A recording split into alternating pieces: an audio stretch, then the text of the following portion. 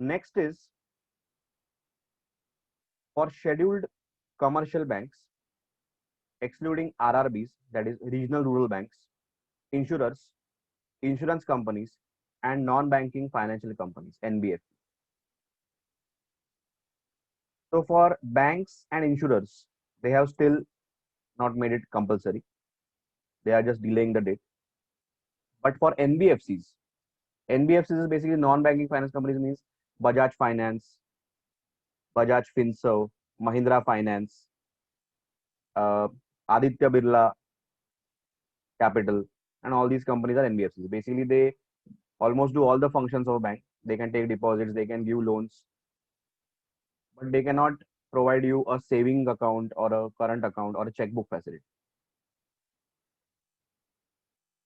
They are a substitute to a bank basically. If you cannot get loan from a bank, go to a NBFC. They'll give you loan.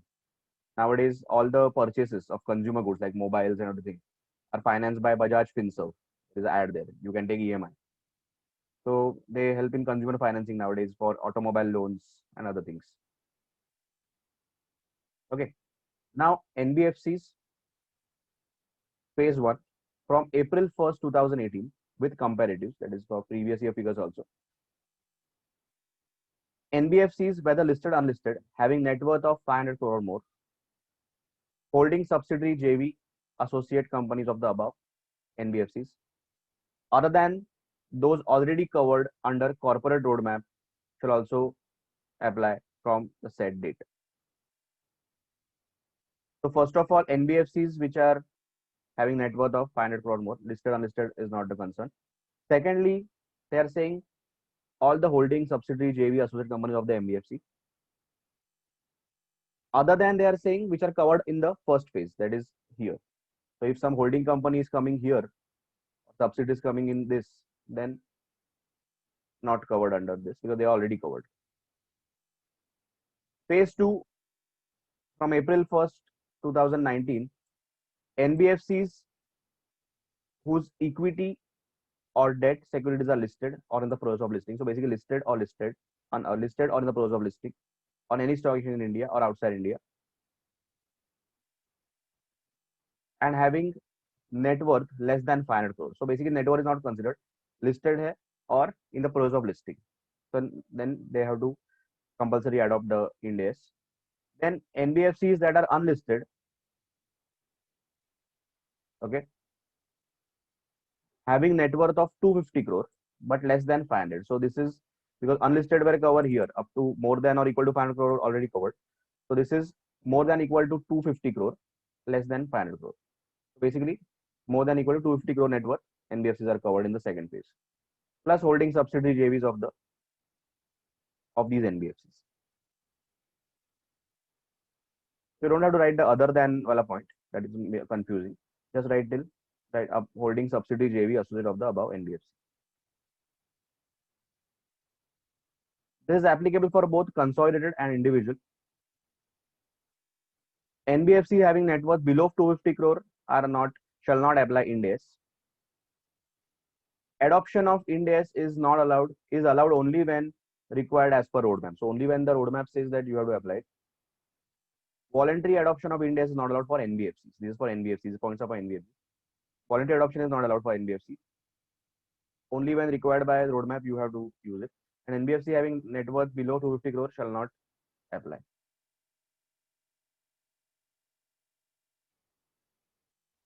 You can write. After that, scheduled commercial banks, excluding RRBs. So they are saying that scheduled commercial banks, excluding RRBs, were initially required to implement the Ind AS from 1st April 18. But RBI, via a press release dated 5th April 18, deferred the implementation. They pushed ahead the date by 1 year, that is from 1st April 19. However, later on, it deferred the Ind AS implementation till further notice. So still they have delayed it. Okay, till further notice. So commercial banks are not still under the ambit of Ind AS. Then insurance companies like ICICI Pru Life, LIC, HDFC Life, and all that. Even general insurance companies like New India Assurance and all that. The Insurance Regulatory Development Authority of India has deferred the date of implementation of the Ind AS for the insurance sector from financial year 2021 till further notice. So they have also delayed that. Okay. So you can just write the points like scheduled commercial banks excluding RRBs. You can just write not applicable. Insurance and insurer and insurance companies not applicable as of now.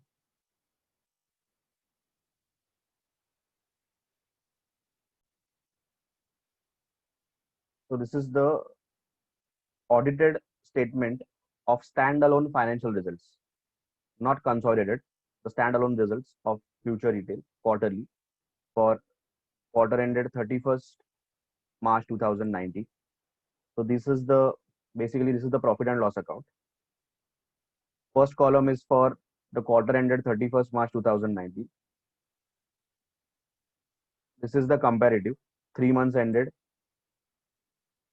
31st December 2018, 3 months before that. Also corresponding 3 months ended in the previous last year, what was the result of the same quarter. So this is for the last quarter of the year 18-19. Similarly, this is the result of the last quarter 17-18. Also, this is for the last two columns, 12 months ended 31st March 19, the results, and before that the comparative 31st March 18, 12 months ended for the whole year. So you can see here, the important part is this: profit and loss for the period. In the year 18-19, they made a profit of 732.81. Revenue was 20,164 crore. From that, they made profit of 732. And in the earlier year, the revenue was 18,477 crores, and they made a profit of 11.31. But the problem is the whole group, the Future group, they took on a lot of debt, which was not payable. So they were indebted around 12,000 crores. So they couldn't pay it. So now they sold it to Reliance. So this is just the quarterly statement. So this is the quarterly balance sheet also. This is for the year ended, sorry, balance sheet. As per the IFRS, you have to bifurcate the assets into current, non-current. Okay. Also the liabilities into current, non-current. That is the new thing. So assets, non-current, total non-current assets, current assets, total current, total assets. Also, you can see the comparative figure. This is for 19, this is for 18. Then same for liabilities, equity liabilities. First the equity part, then liabilities may non-current, current. Okay. Audit report. Just to get a glimpse of what exactly they mean by comparatives. Also, I have the annual report of Future Retail. Here they have given all the statements together. So just a minute.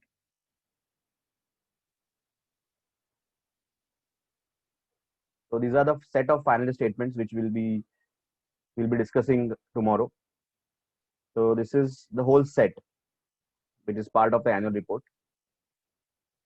This is the financial statements, board report, annual report, everything. Auditors report also. Just a minute. Yeah, this is the. You can read it. Just go to the website, you'll get it. Balance sheet. This is the same balance sheet which we saw in that quarterly report. Balance sheet. Again, this year, this is for the year 18-19. So and the previous year. Latest results they have not published yet. Board of directors have approved it. Auditor has also signed it. And other directors. Then statement of profit and loss. Again for 19 and the previous year.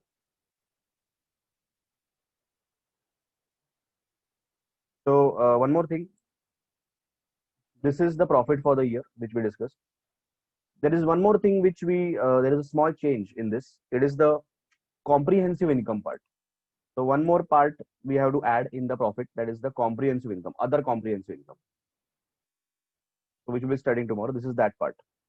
So any changes in the value of investment or any actual gains matlab any provision they had created for employee retirement, that on his retirement will we have to pay so much. So any provision they have created. So any changes in that, that can be actual gain or loss, that you have to notify here. So that will be, if it's a gain, you have to add to the profit. If it's a loss, it will subtract from the profit. So this will add up to the total comprehensive income for the year. So profit, other comprehensive income will add up to total comprehensive year. And then from that, we can divide by the number of equity shares, we will get the EPS, as you know. Then this is the new thing, that is statement of changes in equity. So here we'll have to show the changes. For example, first of all, changes in the equity capital. What was the opening? What is the closing? Any shares issued during the year? Any instruments got converted during the year? So like that. Then other equity includes share capital suspense. So any shares issued during the year or something which was not matching. So put them in suspense. Then retained earnings. That is basically reserves. Opening profit for the year, so kind of P&L account. Then again, comprehensive income adjusted. Capital reserve, opening balance, closing balance. Securities premium, opening, closing. So all the bifurcation of the reserve, opening and closing. Then securities premium suspense. Then share options outstanding. That is employee stock options, exercise of stock options, and so on. Then equity component of convertible debentures. And that's it. So basically, conceptually, you have to understand like equity, share capital, the opening balance and a closing balance. Same for reserves, opening balance, closing balance. So what was any change in the reserves or equity that you have to show in the statement of changes in equity. Statement of cash flow. Cash flow from operating activities. Cash flow from operating activities, cash flow from investing activities, cash flow from financing activities. Normal cash flow statement. AS3 we used to prepare. And last my notes. These are also part of the financial statements. Company overview, use of estimates, revenue recognition principle, dividend income, about property, plant, equipment, intangibles.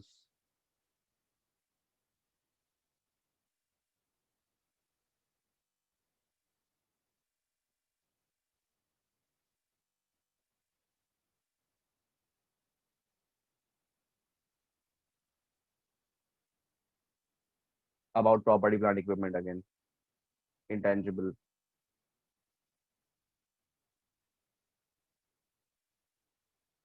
So and apart from that,